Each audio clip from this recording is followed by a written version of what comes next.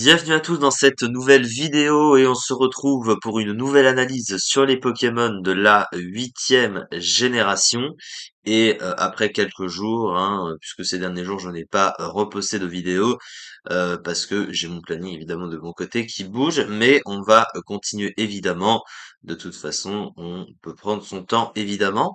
Alors, donc dans l'ordre du Pokédex, on s'était arrêté à Krakos et du coup c'est celui qui va faire l'objet de cette vidéo.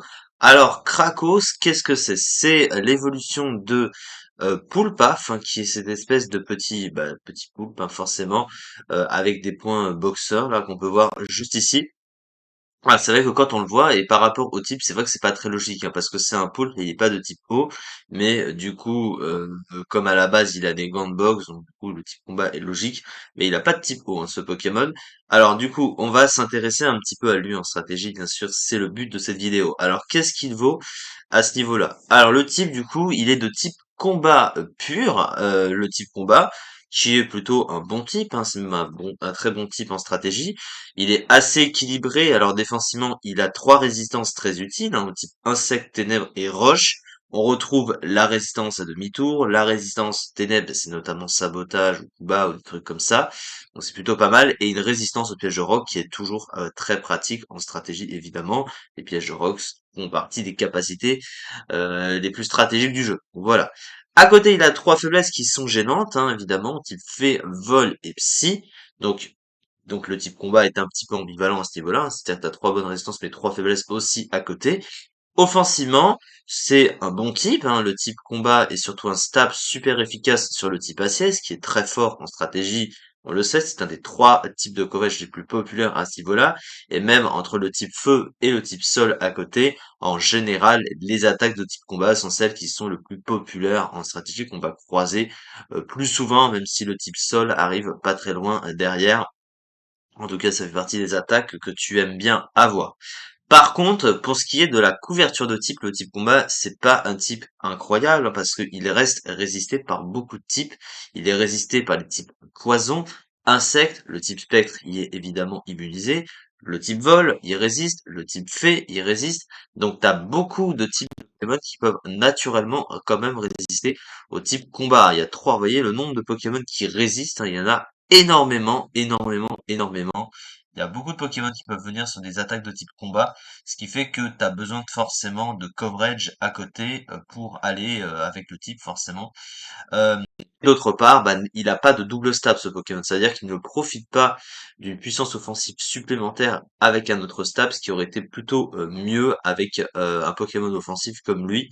Et les doubles types sont plus appréciés en stratégie pour la flexibilité offensive et défensive évidemment. Et dans son cas, c'est plutôt offensif. Alors, au niveau du coup de ses talents. Alors, le premier talent, c'est échauffement.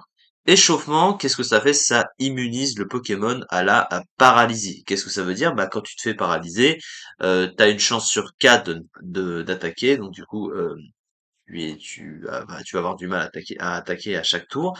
Et en plus de ça, ça divise ta vitesse par 2. Alors, avant, c'était par 4, donc c'était pire avant. Maintenant, ça a été nerf à, c'est divisé par 2 maintenant. De toute façon, donc le Pokémon est déjà très lent de base, mais au moins ça évite que le Pokémon soit plus lent forcément, mais qu'il se fasse pas bloquer par la paralysie hein, pour taper, hein, clairement. Donc c'est toujours utile comme talent globalement. En général, c'est plutôt des Pokémon très rapides qui s'en servent, mais voilà. Le talent de ce Pokémon, c'est Technicien. Technicien, ça donne 50% de boost aux moves qui ont 60 de puissance ou moins.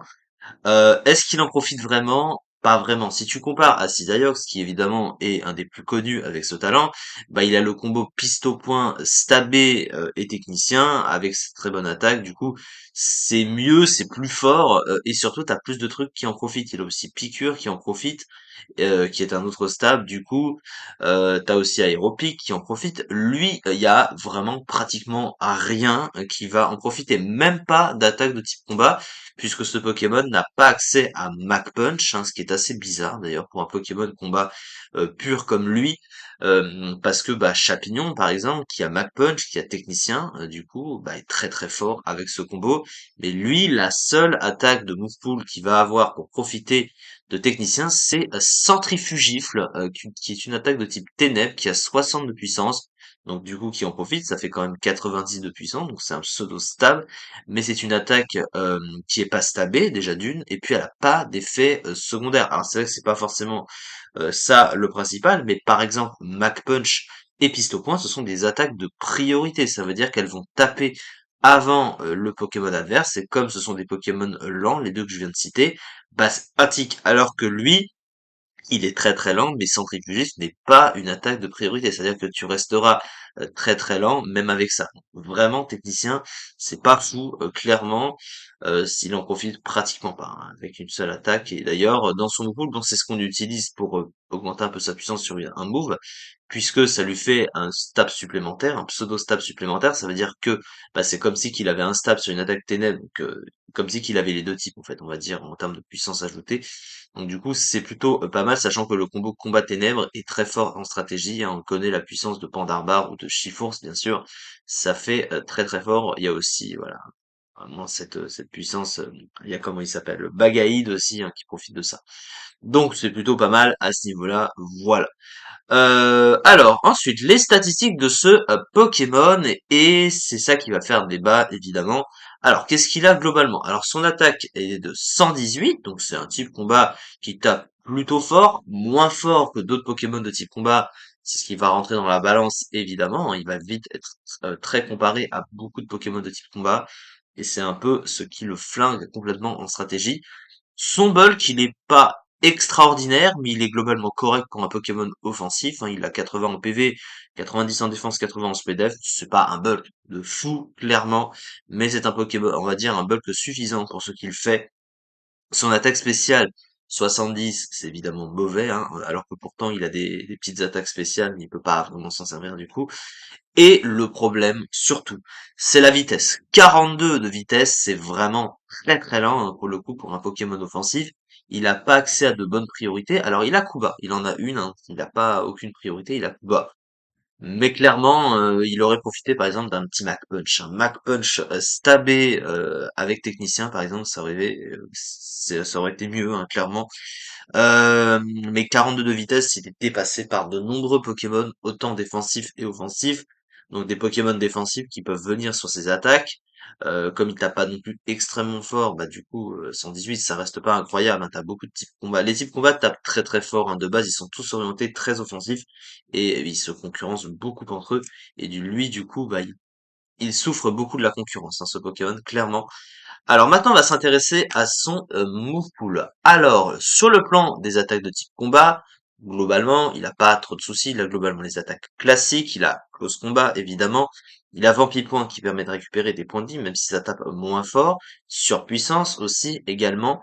Euh, et à côté, bah, qu'est-ce qu'il va posséder? Bah, c'est un peu là le problème. Il a, comparé à beaucoup de Pokémon de type combat, parce que généralement, les Pokémon de type combat ont toujours de très bons moves offensifs, c'est-à-dire qu'ils ont toujours un combo de moves et un move de coverage qui est très bon, hein. Ils ont souvent accès aux points élémentaires, à séisme, à des trucs très très forts. Et lui, bah, il a rien. Il a pratiquement rien en termes d'attaque de coverage, c'est assez étrange. Lui, il n'a pas séisme, déjà d'une. Au niveau des points élémentaires, il a que point glace, alors que si tu compares à Maconier qui a les trois, bah ça lui fait plus de coverage forcément. Donc du coup, lui, il a vraiment pas beaucoup de choses. Les rares attaques de coverage en plus qu'il va posséder, elles sont spéciales, hein, puisqu'il a Hydrocanon notamment. Donc il a des attaques de type eau, voilà, un cerveau, mais il a pas le type eau, c'est un peu spécial. Il possède Surf aussi, et globalement, bah, c'est à peu près tout. Sur le plan du soutien, il possède Gonflette, qui va lui permettre de se setup. Au moins, il a un move de setup. Mais à côté, bah, il a pratiquement rien, ce Pokémon. Globalement, il fait pas grand-chose. Alors, les Pokémon de type combat ont jamais, rarement un pool de soutien très vaste, hein. C'est pas vraiment ça leur rôle. Mais il a pas grand-chose et que Gonflette pour se taper. Il a Provoque quand même, mais ouais, évidemment, c'est pas un très bon utilisateur de Provoque. Et, alors qu'en général, enfin, c'est des Pokémon on va dire, plus solides et plus rapides qui s'en servent en général en étant offensifs. Mais lui, il peut pas vraiment s'en servir, clairement. Euh, donc ce Pokémon, il a vraiment pas grand-chose. Son niveau offensif est limité comparé à beaucoup d'autres Pokémon offensifs et beaucoup de Pokémon de type combat comme lui offensif, hein. Il va vraiment être très limité dans ses options. Son move pool, il fait penser aussi à un Pokémon qui est assez moyen en stratégie, hein, qui est très bas dans les tiers. On pense à Tartare. Alors Tartare, je sais plus comment il se dit. C'est Poliwrath, si je le prononce bien. Oui, c'est Poliwrath, je crois. Oui, c'est ça.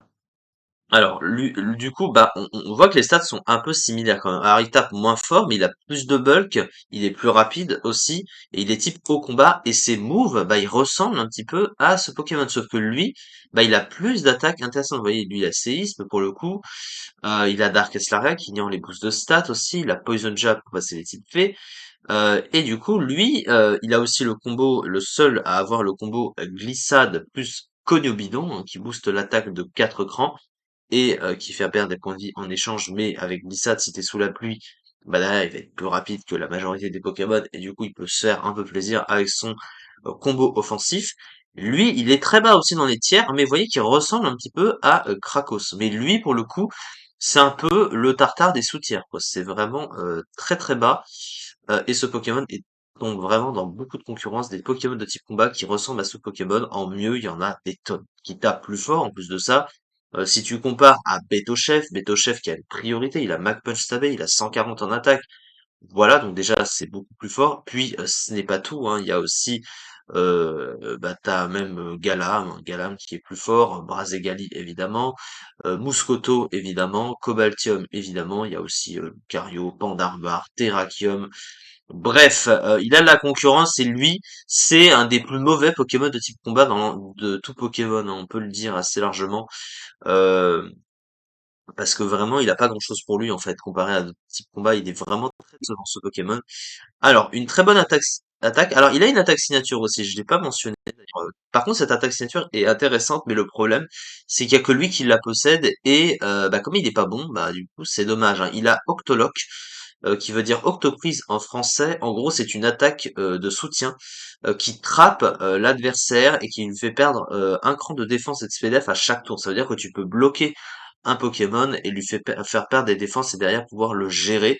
Ce qui est pratique, mais le problème c'est que c'est facile à anticiper. Il suffit d'un Pokémon qui puisse être plus rapide et du coup bah il le tue avant même qu'il s'en serve et c'est pas assez compliqué parce qu'il a pas un excellent bulk non plus ou un truc qui le provoque, qui le bloque, qui l'empêche de faire ça. Bref, ça s'anticipe évidemment. La fiche stratégique, du coup, une très bonne attaque et un bulk global intéressant, sans être exceptionnel bien sûr. Et voilà, une très bonne attaque signature, Octoprise, un move pool relativement limité, lent talent situationnel. Donc vraiment, ce Pokémon est décevant.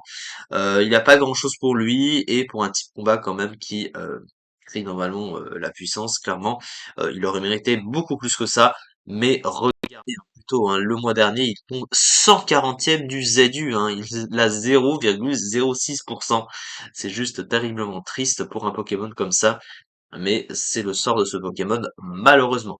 Du coup, c'est ça pour cette vidéo. On se retrouve prochainement pour la suite des analyses sur les Pokémon de la 8e génération. Merci beaucoup de m'avoir suivi et à très vite pour la suite.